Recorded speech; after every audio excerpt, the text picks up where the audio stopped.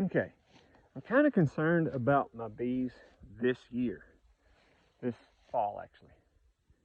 But I'll get into that in a later video. Right now, I'm going to think about next year. Okay, and like you saw in probably one of my TikToks, I planted a couple apple trees. I don't know if you can see the other one back there somewhere. This one's still got a little bit of life to it. Look at this one here. This, I mean, starting to lose its leaves, but still kicking, still living. So, but what are we gonna do? Well, we're not chemical farmers. We don't use chemical fertilizer, but the fertilizer requirements and the timing we can still use. This time in the fall, a lot of farmers are putting on fall nitrogen applications. What is that for?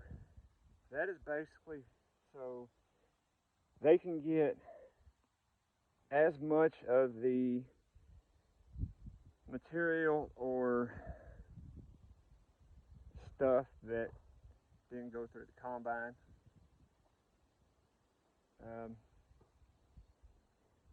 Broken down so that their crops, they can produce more crops next year with less money. However, if you're an organic farmer, this is kind of a problem because we don't want to do a fall nitrogen application like, sorry, had a bee on me,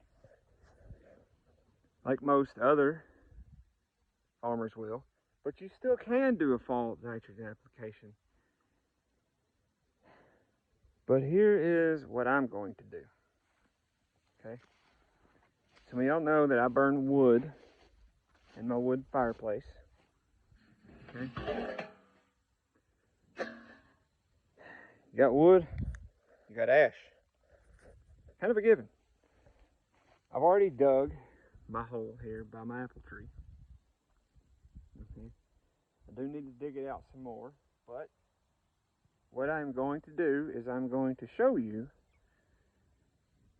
a foolproof method on how to use the ash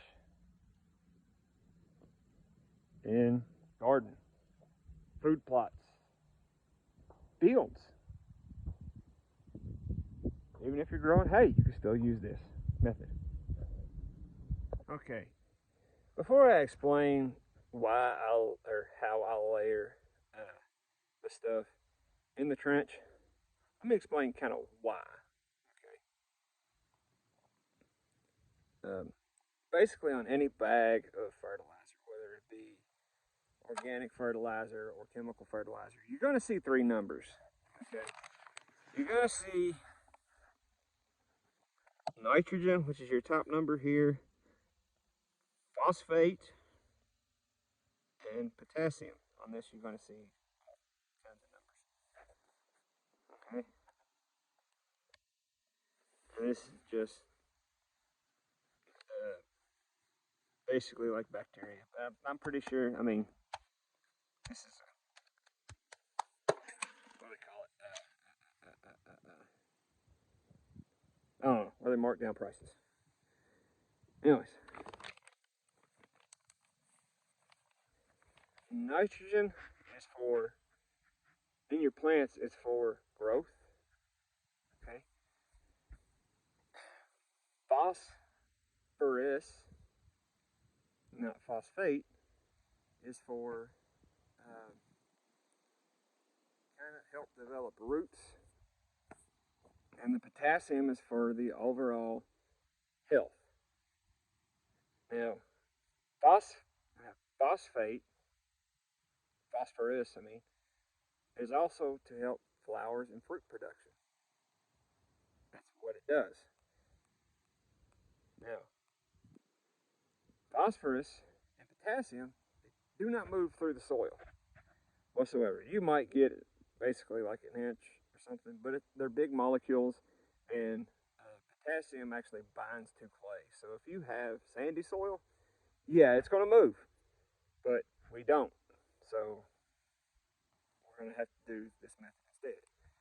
The other thing I'm going to use here is some worm castings, unbroken down, spoiled animal feed.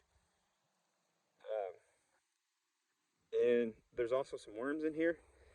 I want to put the macroorganisms, not the microorganisms, but the macroorganisms into the soil along with the microorganisms. And I mean, you could just basically tell the mulch is breaking down. And it's breaking down slowly, but a lot faster than what I thought it would. Because I'm going to have to get some mulch on these apple trees before winter. Anyways, let's get into it. Before we get into it, I'm actually going to show you two different methods that you could use the wood ash. Ways you can use the wood ash. This first method can be applied to any circumstances, any farm, garden. Maybe just you growing a couple tomato plants on your back porch in a pot. Any of it, really. You might have to use some different material and get some different equipment, but it can be done. Yeah, I don't measure, but for this first method, I'm just going to scatter the ashes in the hole with the crappy shovel. Then I need to get a nitrogen source on top of that. Okay, and I'll be back. Now that I've done that, let's go ahead and put this on top. That. Some of this, not all of it.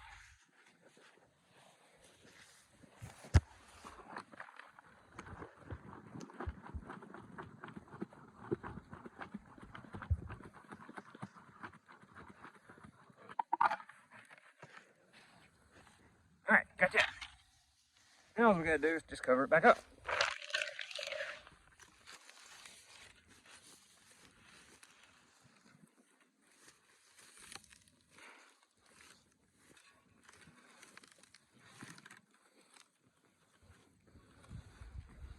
Get it all covered.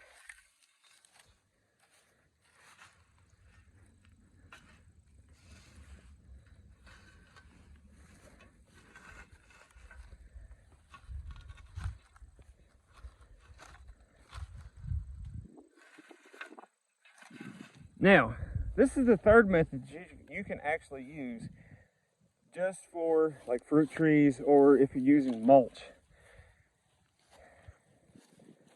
Is take it,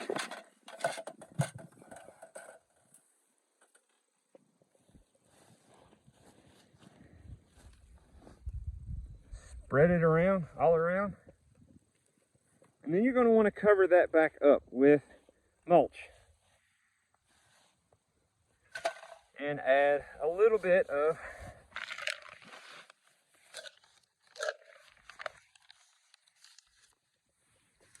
your fertilizer. Some people actually use blood meal for this, but you know, I use whatever I can get. My video quality ain't as good, but you do want to use a whole lot. You want that nitrogen to be breaking down that wood ash and the charcoal that is in there to help with water absorption, all that other stuff, and provide fertilizer for your plants. Now, as the phosphorus is in this breaks down, it'll eventually, get down to the tree roots and help the tree grow, produce flowers, and a bunch of other stuff. But, I mean, because we put worms in there, I should say. But, you really do want to bury your ash. So, I got another tree I got to do, plus I got another video I got to film. So, I'll see y'all later.